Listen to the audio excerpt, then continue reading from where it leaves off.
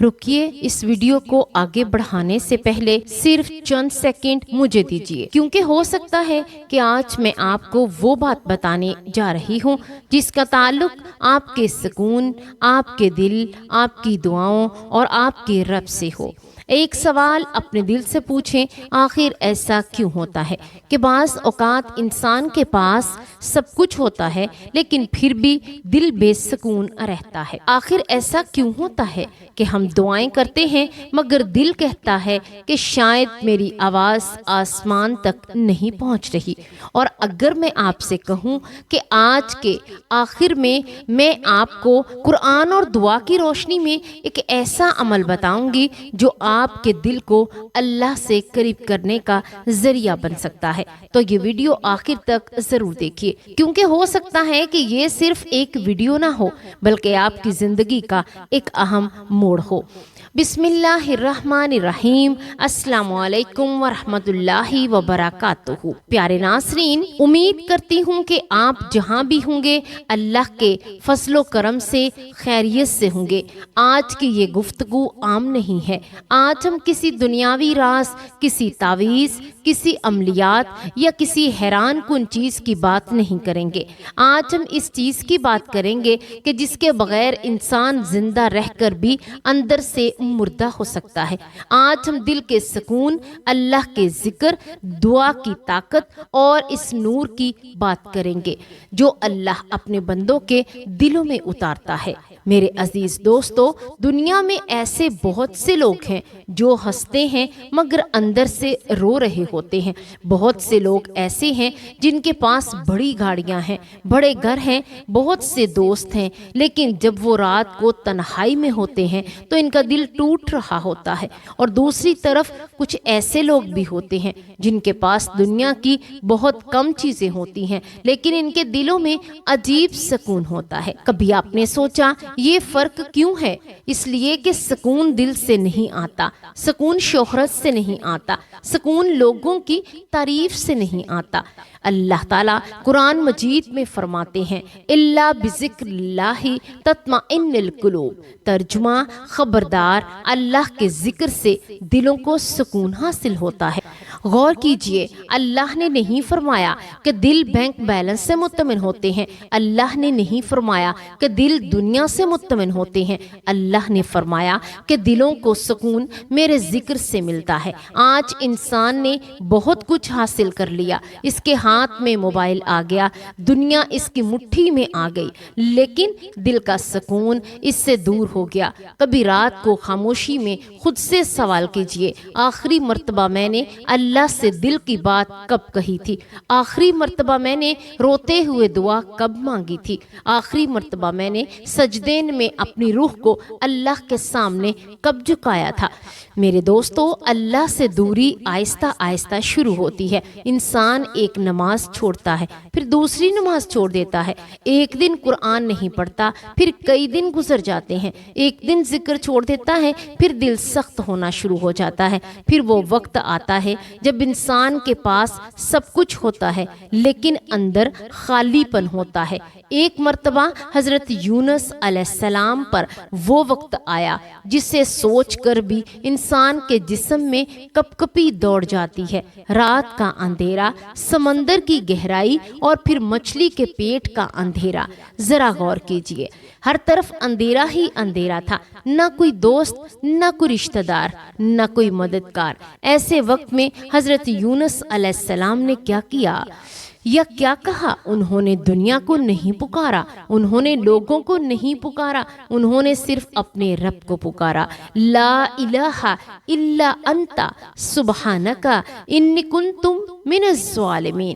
ترجمہ، تیرے سوا کوئی معبود نہیں، تو پاک ہے، بے شک میں ہی خطا کاروں میں سے تھا۔ اور پھر اللہ تعالیٰ فرماتے ہیں فاستجبنا لہ ونجینا من الغم۔ پھر ہم نے اس کی دعا قبول کی اور انہیں غم سے نجات دے دی۔ سوچیں، جب سمندر کی گہرائی میں ایک بندے کی آواز اللہ سن سکتا ہے، تو کیا آپ کی راتوں کے آنسو اللہ نہیں دیکھتا؟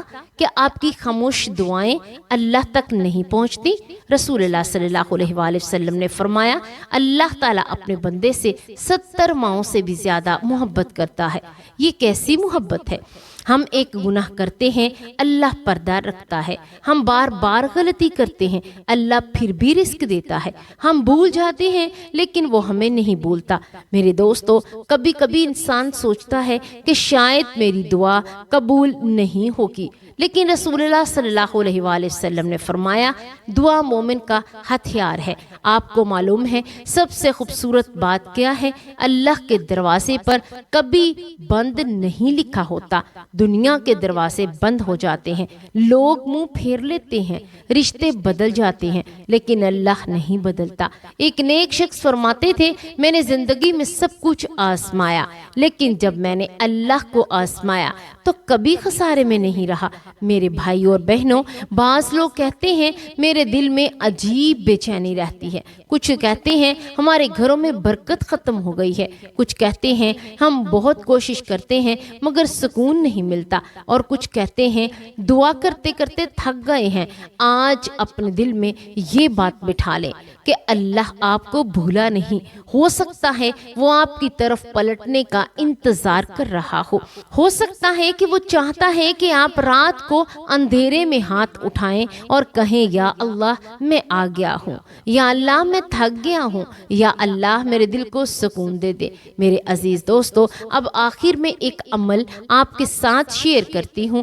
یہ کوئی جادوئی نسخہ نہیں، نہ ہی اس کے مخصوص نتائج کا دعویٰ کیا جاتا ہے، بلکہ یہ قرآن، درود اور دعا پر مشتمل ایک ذکر کا عمل ہے۔ اصل بھروسہ صرف اللہ پر ہونا چاہیے۔ عصر کی نماز کے بعد سب سے پہلے درود ابراہیمی پڑھیں، اللہم صلی علی محمد و علی آل محمد کما صلیت علی ابراہیم و علی آل ابراہیم انک حمید مجید، اللہم بارک علی محمد و علی آل محمد کما بارکت علی ابراہیم و علی آل ابراہیم انک حمید مجید۔ اے اللہ، محمد صلی اللہ علیہ وآلہ وسلم اور آل محمد صلی اللہ علیہ وآلہ وسلم پر رحمت اور برکت نازل فرما، جیسے کہ تو نے ابراہیم علیہ السلام پر اور آل ابراہیم پر نازل فرمائی۔ اس کے بعد 7 مرتبہ آیت الکرسی پڑھیں۔ اللہ لا الہ الا هو الحی القیوم لا تاخذہ سنۃ ولا نوم لہ ما فی السماوات و ما فی الارض من ذا الذی یشفع عنده الا باذنہ یعلم ما بین ایدیہم وما خلفہم ولا یحیطون بشیء من علمہ الا بما شاء وسع کرسیہ السماوات والارض ولا یعودہ حفظہما وہو العلی العظیم۔ اردو ترجمہ، اللہ وہ ہے جس کے سوا کوئی عبادت کے لائق نہیں، وہ ہمیشہ زندہ رہنے والا اور سب کو قائم رکھنے والا ہے۔ اسے نہ اونگ آتی ہے اور نہ ہی نیند، جو کچھ آسمانوں میں اور جو کچھ زمین میں ہے سب اسی کا ہے۔ کون ہے جو اس کی اجازت کے بغیر اس کے پاس سفارش کر سکے؟ وہ جانتا ہے جو اس کے سامنے ہے اور جو اس کے پیچھے ہے، اور وہ اس کے علم میں ہے۔ جس کسی بھی چیز کا احاطہ وہ نہیں کر سکتے مگر جتنا وہ چاہے۔ اس کی کرسی آسمانوں اور زمین کو گھیرے ہوئے ہے، اور وہ ان دونوں کی حفاظت اسے تھکاتی نہیں، اور وہی بلند و مرتبہ عظمت والا ہے۔ سورۃ البقرہ آیت نمبر 255۔ اس کے بعد 7 مرتبہ پڑھیں، لا الہ الا انت سبحانک انی کنت من الظالمین، تیرے سوا کوئی معبود نہیں، تو پاک ہے، بے شک میں خطا کار ہوں اور میں خطا کاروں میں سے تھا۔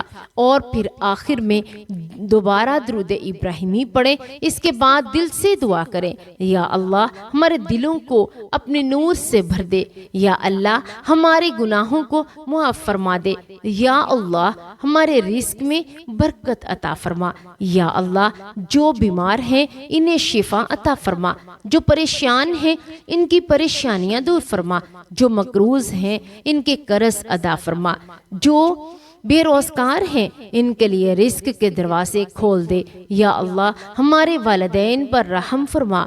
یا اللہ ہمیں اپنی محبت عطا فرما، ہمیں نماز کی پابندی نصیب فرما، ہمیں قرآن سے محبت عطا فرما، ہماری زندگیوں کو ایمان کے نور سے بھر دے اور ہمارا خاتمہ ایمان پر فرما، آمین یا رب العالمین۔ آخر میں اللہ تعالیٰ سے دعا ہے کہ وہ ہمیں قرآن و سنت کو صحیح طور پر سمجھنے کی توفیق عطا فرمائے، ہر قسم کی بدعات، توہمات اور بے بنیاد عقائد سے ہماری حفاظت فرمائے، ہمارے دلوں کو اپنے اوپر کامل بھروسہ کرنے والا بنائے اور ہمارے تمام جائز معاملات خصوصاً نکاح اور گھریلو زندگی میں خیر، محبت، سکون اور بے شمار برکتیں عطا فرمائے، آمین یا رب العالمین۔ اگر آپ کو آج کی یہ معلومات مفید لگے اور آپ چاہتے ہیں کہ ایسے ہی مستند اسلامی موضوعات قرآن و صحیح حدیث کی روشنی میں آپ تک پہنچتے رہیں تو ہمارے چینل کو ضرور سبسکرائب کریں